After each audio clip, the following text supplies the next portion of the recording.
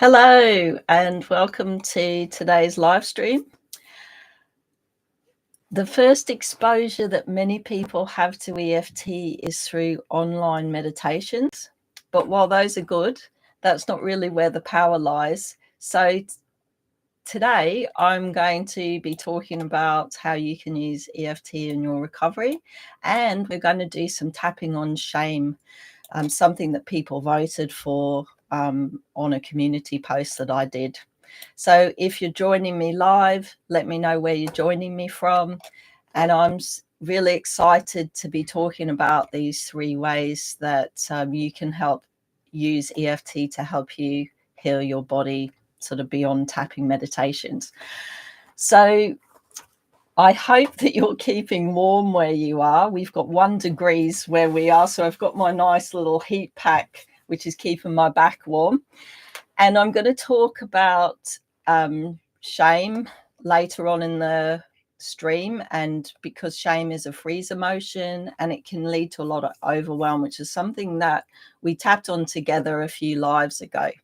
So if my eyes are moving around, it's because I've got some notes. I don't have the best memory for a lot of this stuff, so I need to keep a sequence so that I keep myself on track. So let me know how you're staying warm or cool. If you're in the UK, it's about -1 at the moment in London. So I'm trying to, mind you, I'm warming up with live streaming. So let's talk about EFT and why it's a good thing to have in your toolkit when you're trying to heal. So the first thing is healing your nervous system. So when it comes to chronic illnesses, many people have a nervous system which is out of whack. In fact, they usually go hand in hand.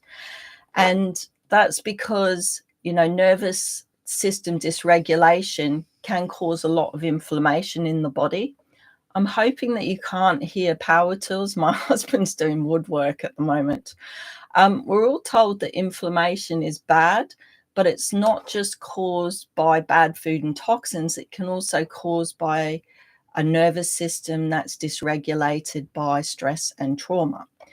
So some signs that you can look out for that your nervous system is dysregulated are that you're having sleep issues, that maybe you're feeling some anxiety or depression, or you're easily triggered by others, or you find it really difficult to manage stress, or you might feel that you can't wind down. Sometimes we get that sort of zingy feeling in our bodies, and that's a sign that our nervous system isn't really regulating as well as it should.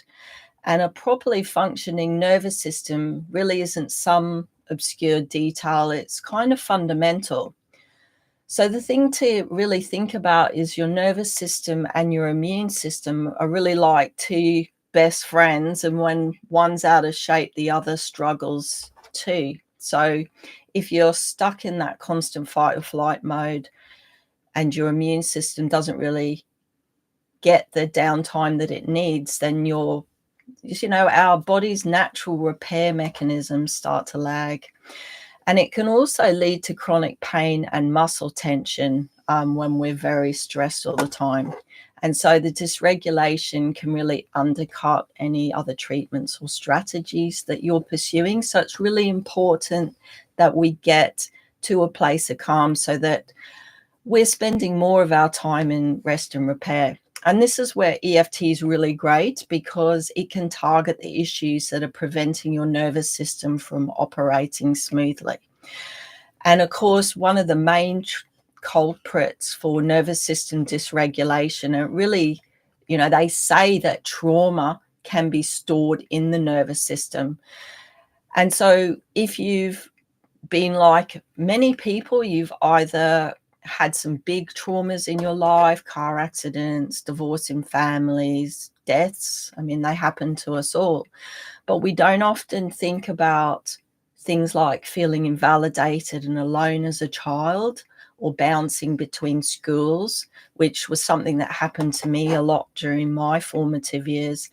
And so if we feel invalidated and alone as children, that can happen if we've got parents who worked all the time, or ones that aren't emotionally available. I work with a lot of people, and I know myself, one of my parents used to really not show their emotions, and it wasn't okay for us to show ours either because they couldn't deal with it.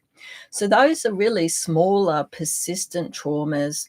And while they might not seem monumental, in isolation, they accumulate and weigh down our nervous systems over time. And it's not just the big events we think about that matter.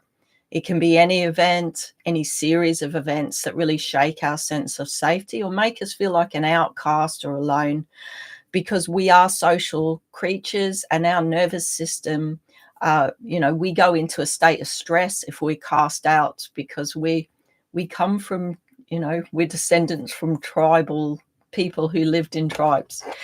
And it seems really silly, but that's it. So with EFT, it's not just about pinpointing these disruptive moments, but it's also about using EFT's power, which has a cognitive and a somatic approach. So it works on the mind, but also works on the body, and it can really help to heal the nervous system.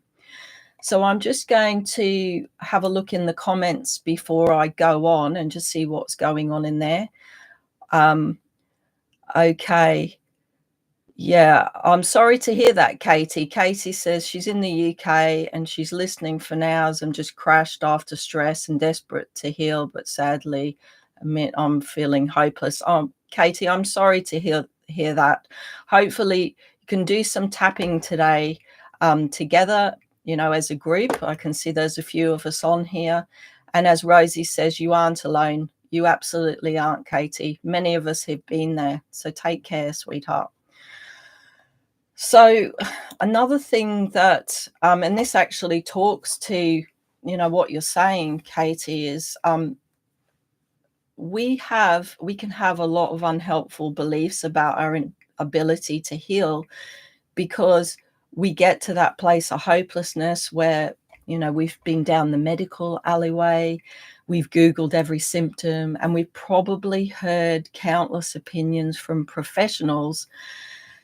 And then, of course, as Katie said, we've been trying to beat our illness for years. And sometimes some people have been dealing with it since the day they were born. And it's one thing to really face health challenges, but another to constantly hear you're a tough case, you're incurable, you've got nothing they can find, or really experience that sense that your efforts aren't good enough. And so over time, these experiences really can put some stubborn beliefs in our heads, and some we're aware of. I'm sure you've caught yourself thinking, healing's just too hard. I did this, I'm never going to heal, was another belief that I had. Maybe I'm just not meant to get better. My body's faulty. Or I need to do everything perfectly, or it's all for nothing. So, or you have a belief about yourself that, makes you feel bad. So they're not just passing thoughts, they really shape our reality. And what we believe shapes our thoughts, emotions, and behavior. And they can erode our sense of safety and belonging in the world. So EFT is really great because it can help us to unpick those ingrained scripts and help you to replace them with beliefs that empower and uplift us. And what we're doing when we're reshaping our belief system is welcoming in hope, but also settling our nervous system so that we're set up for genuine healing. And then what we believe is possible really has such a powerful impact on our body's ability to recover, that if we've got any unhelpful beliefs, they're really worth working on. So we've talked about healing the nervous system. And so now what I want to do is really speak to daily calming of the nervous system. And if this is the only thing that you take from this live stream today, this is incredibly powerful if done consistently. So day to day, as we know, stuff happens, stress, unexpected news. We've got these fearful thoughts and this, a lot of the time, negative self-talk, and that can lead to these feelings of overwhelm, emotions, or really it's when we're preparing to do something that we think is stressful. So for example, mine used to be the dentist. Some people find going to the doctor really difficult. And so tapping is like hitting the pause button, and it gives us a moment to pause and recalibrate. And it can be as simple, and people really get tripped up on the words, but when you're in that moment where perhaps you don't even feel like you can breathe, tapping is one of those things that's so amazing, because there are lots of breathing techniques that people say, go into yourself, take a nice breath, just go into your body. But sometimes we can't do that. And that's where tapping's really useful. We can tap on our wrist, which is a very calming point. Finger tapping, we can do that too. We can tap on our collarbone. These little bits of tapping throughout the day when we feel that stress starting to come on adds up over time. And it's really helpful to enable us to learn how to acknowledge and release emotions in healthy ways, because often people who get chronic illness, I was one, we're very used to suppressing our emotions, keeping them locked down. And of course, we also have repressed emotions, which are things that are sort of unconsciously repressed. So it's best if you can, on a day-to-day basis, during the day, when those emotions rise, use tapping, and it will help you calm your nervous system. So I've got clients who tap at work to handle work pressures, manage flares, tap on flights, at doctor surgeries. As I said, in the dentist chair, it saved me many times. And it really helps us to stay calm and also feel supported during tricky times. And so we can get started right now. So if you love tapping or you want to give it a try, I've actually got 3 free tapping meditations that you can download that are going to help you to reconnect with your body, manage flares, and really learn to trust your healing again. And you can play them every day if you like. I've put a link in the description of this video if you want to go and take advantage of those. So the more you practice EFT, the more it's going to become second nature, and over time it helps us rewire our brain through training the brain that, excuse me, I've got to get a drink. My throat is getting dry. It really helps us retrain our brain to respond in a calmer way to emotional triggers, and that really helps us regulate our nervous system. But also, you can start to become aware of our thoughts and the impact that they have on us, as we can alter them, really quite easily when we become conscious of them.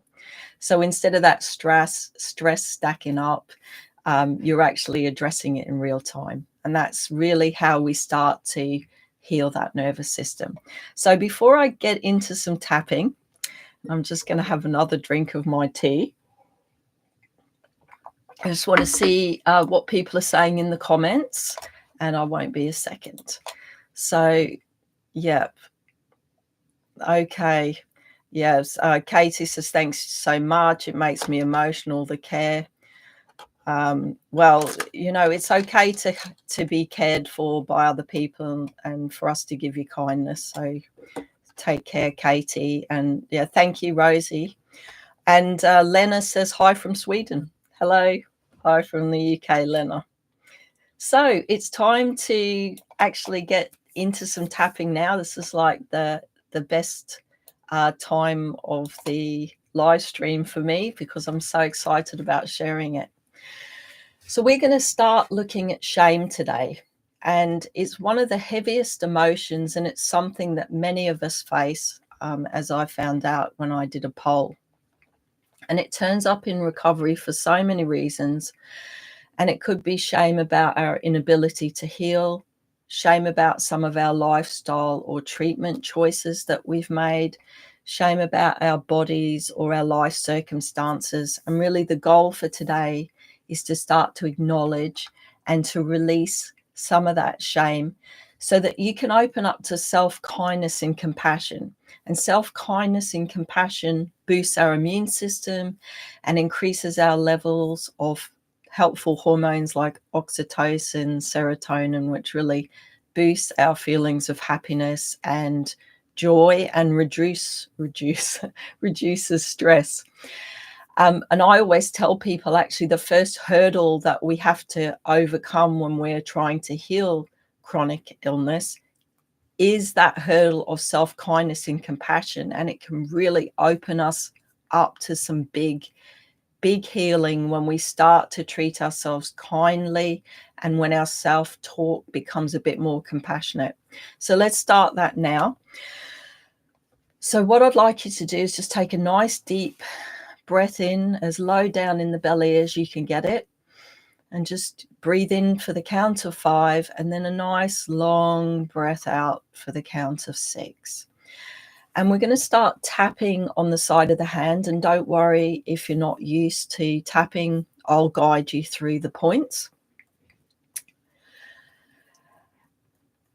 Even though I carry this shame for not having healed yet, I'm here and I'm ready to face it.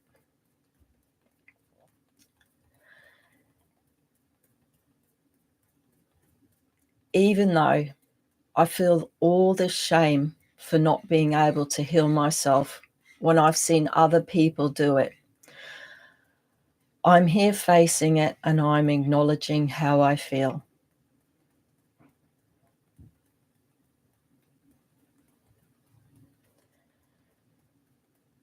Even though I'm ashamed, I can't seem to do it, I'm open to seeing this in a new way. And we're going to start tapping on the points now. So we'll go to the eyebrow point, this shame.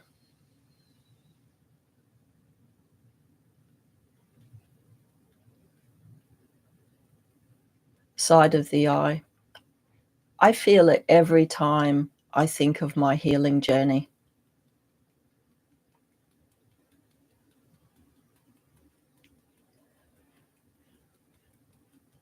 Under the eye, feeling like I'm behind or not where I should be.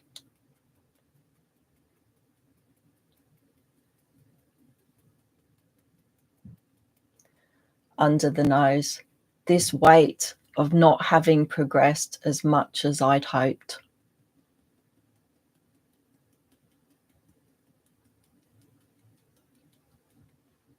Chin point, this shame that surfaces with each setback.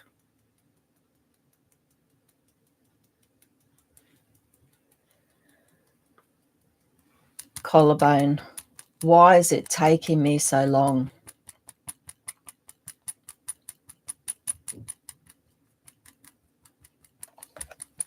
Under the arm, I feel so isolated in my journey.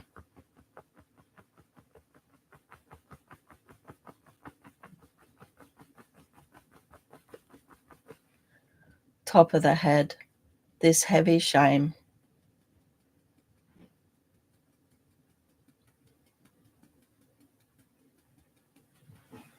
Eyebrow, this isn't just about the healing.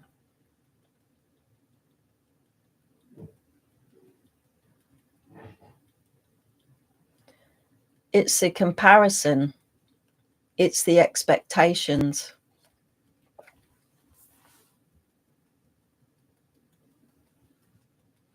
Under the eye, it's the voices saying that I should be further along.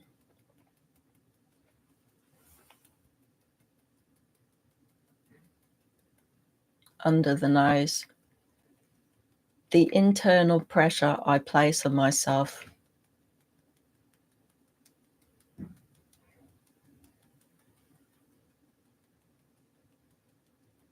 Chin point, I don't feel in sync with expectations I have.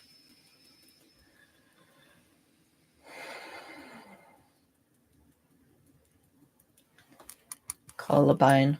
I should be further along by now.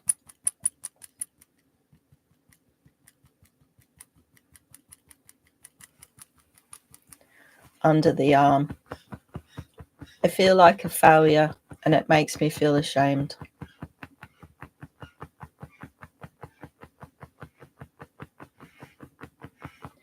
Top of the head. I just know I should be further along now.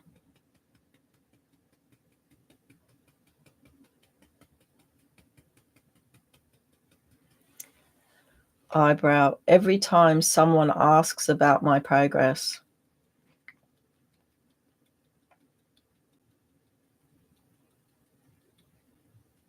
Side of the eye. Every time I see someone else who's healed.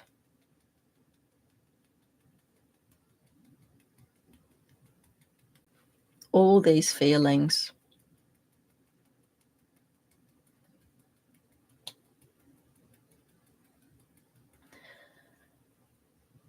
Under the nose. All these feelings of shame.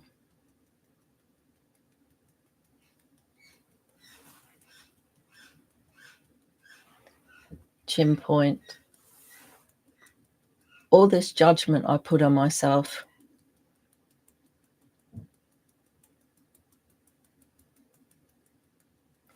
Sometimes I wonder if I could be kinder to myself.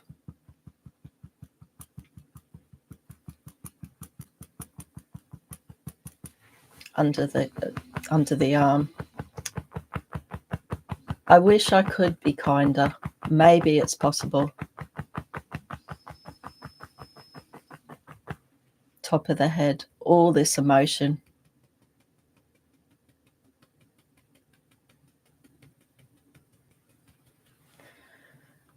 Eyebrow. Where does this shame come from?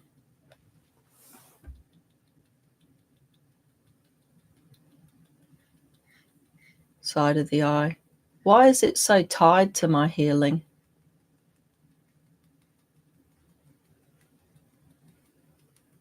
Is it under the eye? Is it an external voice or is it my inner critic?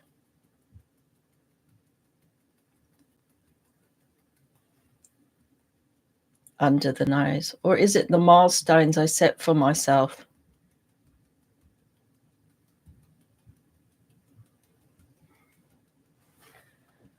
Chin point. It doesn't serve me. It makes me feel worse.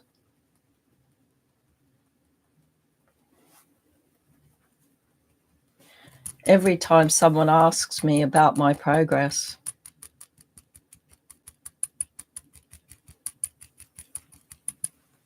Under the arm. The stories I tell myself about healing.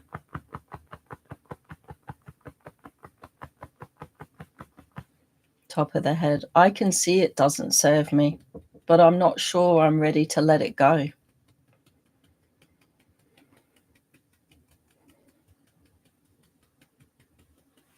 Eyebrow. We're going to start opening up to releasing this shame now.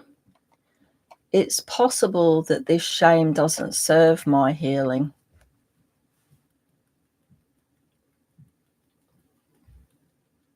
Side of the eye. I might be open to seeing things differently.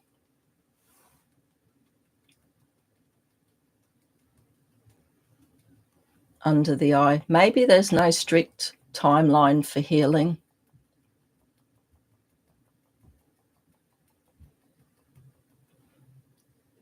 Under the nose. I can see that holding on to this shame isn't helping me.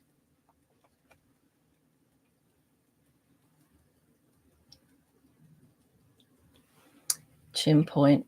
I'm opening up to the idea of releasing it, even just a little.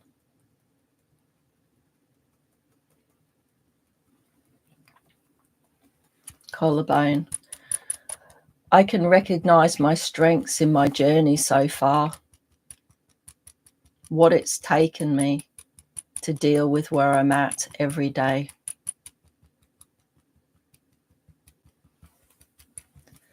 under the arm. I'm open to acknowledging that I've tried and I've done what I could, and it has been tough.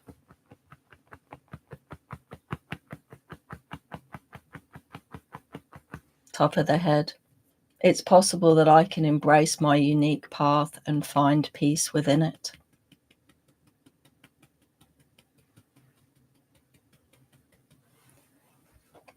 Eyebrow. I've done what I could.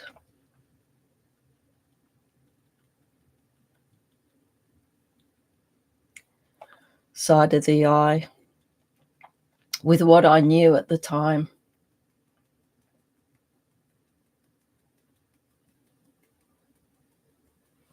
Under the eye. Every day I'm expanding more and I'm learning more.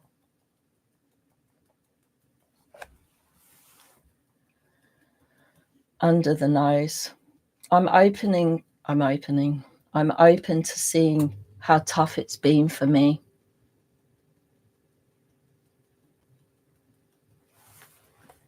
Chin point. And extending myself a little bit of kindness.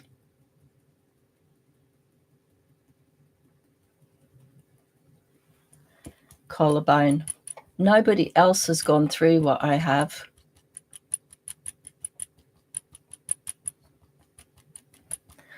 Under the arm.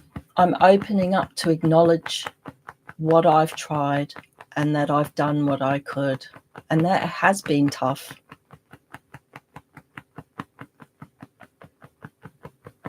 Top of the head. It's possible that I can extend some compassion to myself, knowing that this compassion is another positive step I can take in my recovery.